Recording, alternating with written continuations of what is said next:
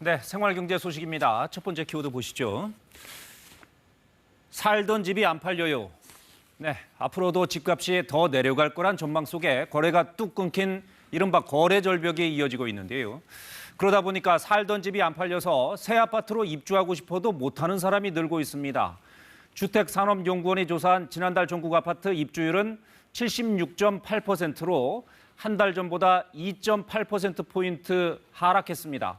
특히 10명 중 4명꼴로 기존 주택을 매각하지 못해서 새 아파트 입주를 포기하는 것으로 나타났습니다.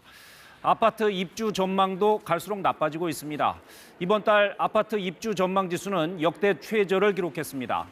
연구원은 가파른 금리 인상과 이에 따른 대출 부담 증가, 주택가격 하락 등으로 부동산 거래 절벽이 더 심해질 것으로 예상했습니다. 네, 두 번째 키워드, 3억 이하 지방 종부세 완화. 올해부터는 일시적 2주택자나 상속주택 소유자, 지방 저가주택 소유자는 종부세 부담을 덜게 됐죠. 지방 저가주택 기준은 공시가 3억 원으로 확정됐습니다. 가령 서울에서 한 채, 지방에서 3억 원 이하 주택 한 채, 이렇게 두 채를 보유한 경우 2주택자가 아닌 1주택자로 간주해서 종부세를 납부하게 됩니다. 단 투기 수요를 막기 위해 정부는 지방 저가주택 한 채까지만 추가 보유를 인정해 주기로 했습니다. 또 이사나 상속으로 불가피하게 2주택자가 된 사람도 1주택자로서 세제 혜택을 받을 수 있습니다.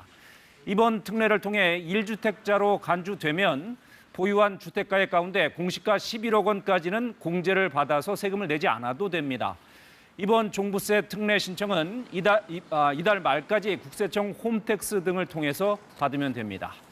네, 마지막 키워드, 해외 직구 되팔이 안 돼요. 네, 여전히 해외여행 가는 건 쉽지 않죠. 대신 해외 직구를 많이 한다고 합니다. 그런데 통관 절차가 간편하다는 점을 악용해 들여오면 안 되는 물품을 들여오거나 판매를 목적으로 직구를 하는 부정 수입이 해마다 늘고 있습니다. 관세청이 특별 단속에 들어갔습니다. 이번 단속은 특히 중국 광군지에 미국 블랙 프라이데이 등 11월 대규모 할인 행사를 앞두고 직구 물품 반입이 크게 늘어날 것에 대비한 조치입니다. 올 들어 7월까지 밀수입 등 해외 직구 불법 행위 적발 건수는 약 200건, 금액으로는 1,800억 원어치에 달합니다. 지금까지 생활경제였습니다.